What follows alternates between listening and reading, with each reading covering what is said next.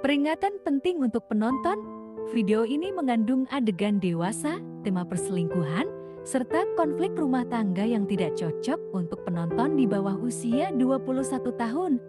Jika kamu masih di bawah umur, mohon untuk tidak menonton video ini. Konten ini ditujukan hanya untuk penonton dewasa yang dapat memahami alur cerita dan pesan moral di dalamnya.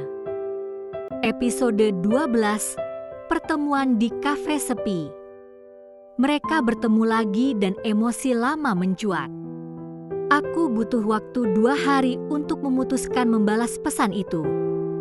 Pesan dari masa lalu yang seharusnya kubiarkan tenggelam, namun kini mengapung lagi, membawa aroma rindu yang dulu pernah begitu kental. Tapi rindu bukan alasan. Rasa bersalahlah yang membawaku ke sana. Sore itu, aku menepi dari rutinitas. Ku bilang pada Rangga kalau aku ingin sendiri. Dan untuk pertama kalinya, aku membohonginya. Aku datang ke sebuah kafe kecil di tengah kota, tempat yang pernah jadi saksi bagaimana aku dan Arman saling melepaskan bertahun-tahun lalu. Ketika pintu kafe terbuka, suara lonceng kecil menggantung menyambutku. Di pojok ruangan, seorang pria duduk dengan punggung tegap dan tangan menggenggam cangkir hangat. Arman. Ia menoleh, dan untuk sesaat, waktu seperti berhenti. Matanya masih sama, tajam, penuh kendali.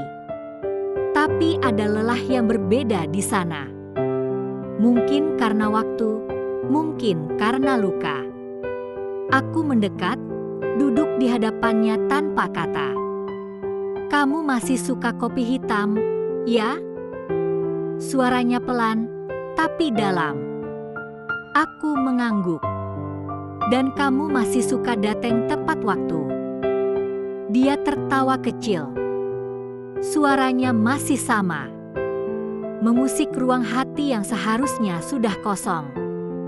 "Alia," katanya, "kamu bahagia?" Pertanyaan itu menghantamku. Langsung. Tanpa penyangga. "Aku hidup," jawabku. "Itu cukup, kan?" Ia menatapku. "Lama.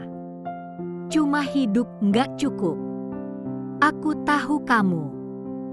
Kamu selalu butuh rasa. Butuh tempat pulang." Aku diam. Karena dia benar. "Kamu tahu," lanjutnya, "sejak kamu nikah, aku nggak pernah datang ke tempat ini lagi.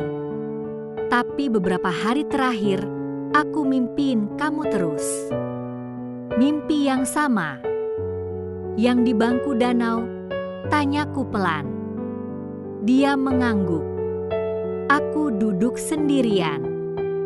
"Terus kamu datang.